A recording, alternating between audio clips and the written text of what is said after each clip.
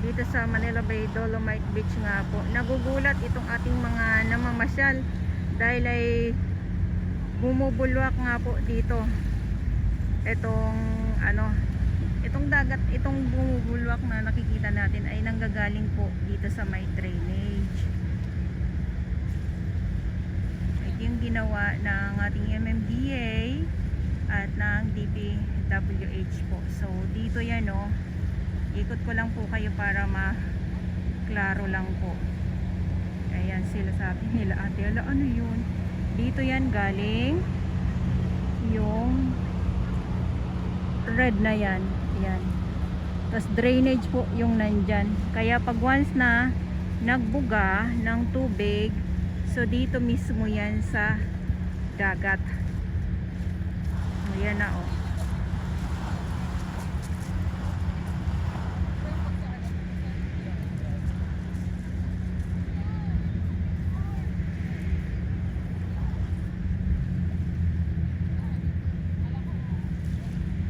akala daw nila kung kung first time ka dito sa loob ng Dolomite Beach mamasyal, tapos may makita ka na bumubulwak, magugulat ka po talaga.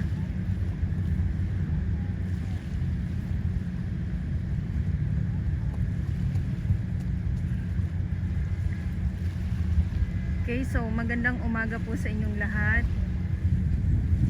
Sunday Pilipinas, at ngayon ay October 26, 2025.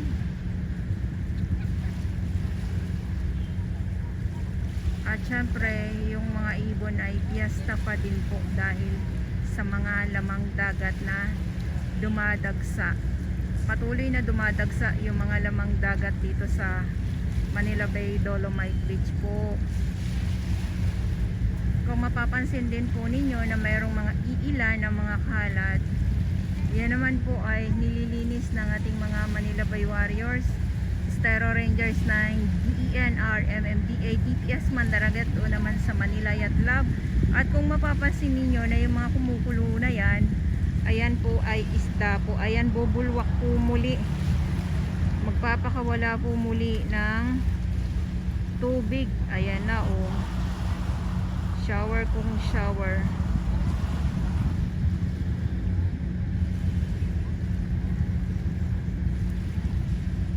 So ngayon lang ito na meron dito itong pagbulwak dito sa dagat ng Manila Bay. At yung ating mga namamasyal naman andito pa din. Ikot ko lang po kayo.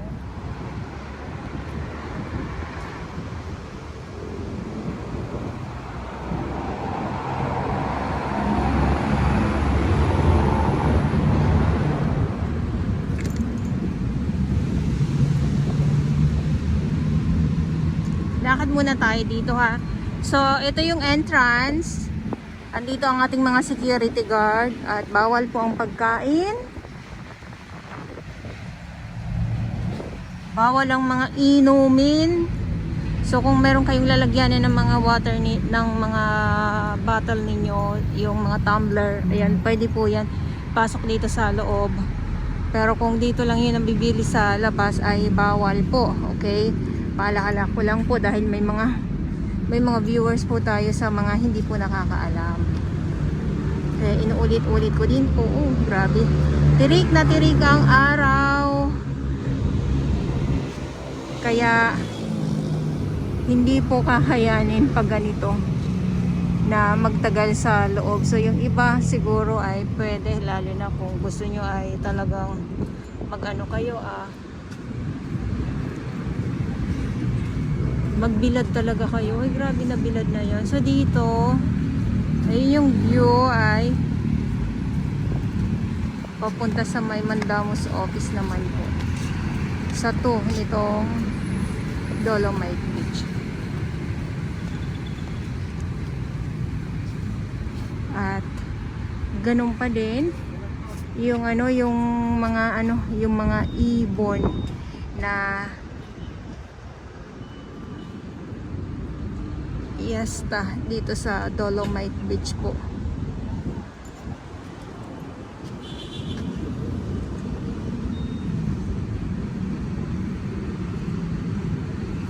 Nandyan sila sa laot. Mainit kasi kaya galon. So pag umambon yan, ayan, dadagsa ang mga lamang dagat dito sa tabi. So yung iba naman, sapat na yung lakad-lakad lang dito sa loob ng Dolomite Beach. At kumbaga exercise na din kasi yan. Yung iba naman, yes, picture lang din.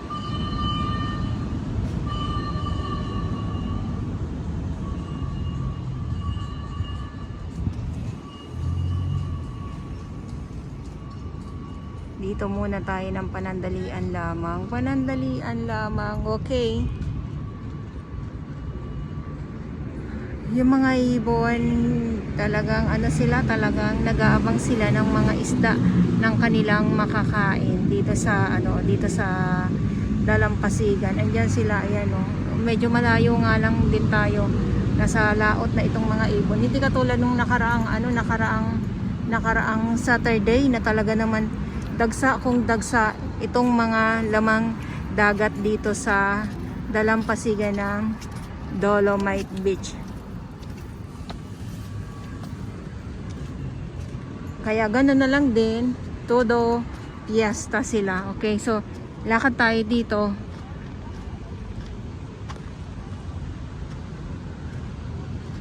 Diba?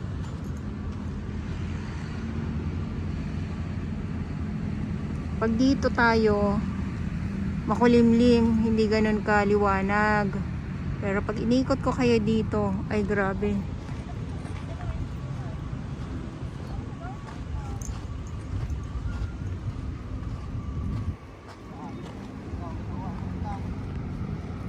Ganyan yung view ngayon dito sa Dolomite.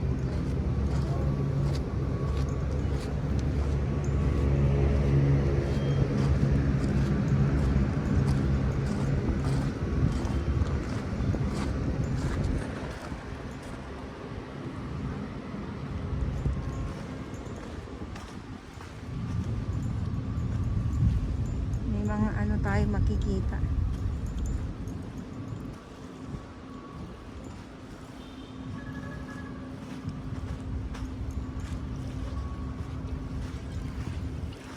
Mga water lily. Tapos yung mga isda na nakikita natin, ay wala na.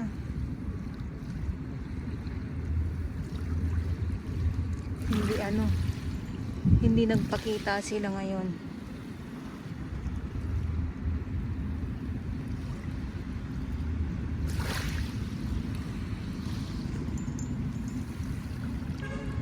Tapos may mga panibagong dumarating na mga kalat. Ayan naman po ay aagarin naman ng ating mga warriors na naglilinis dito sa Manila Bay Dolomite Beach po. Estero Rangers ng DNR, MMDA, DPS Mandaragat doon sa Manila Yacht Club. Kaya ko po yan sila binabanggit, inuulit-ulit dahil nga po ay sila yung naglilinis, sila yung nandito. Araw-araw, umulan, uminit, bumagyo. Tapos, pag tuwing Thursday, ito naman po ay sarado naman po siya sa publiko. Tuwing Thursday lang po dahil sa maintenance day.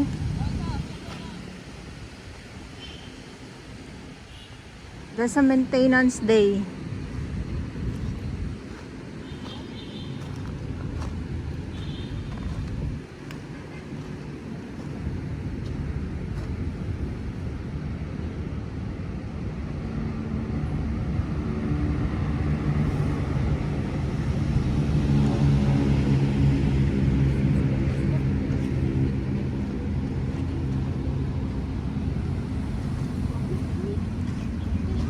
Paglihok ra.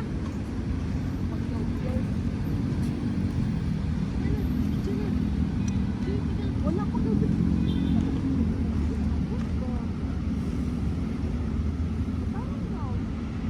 So ito yung ating view. Grabe. Grabe ingat.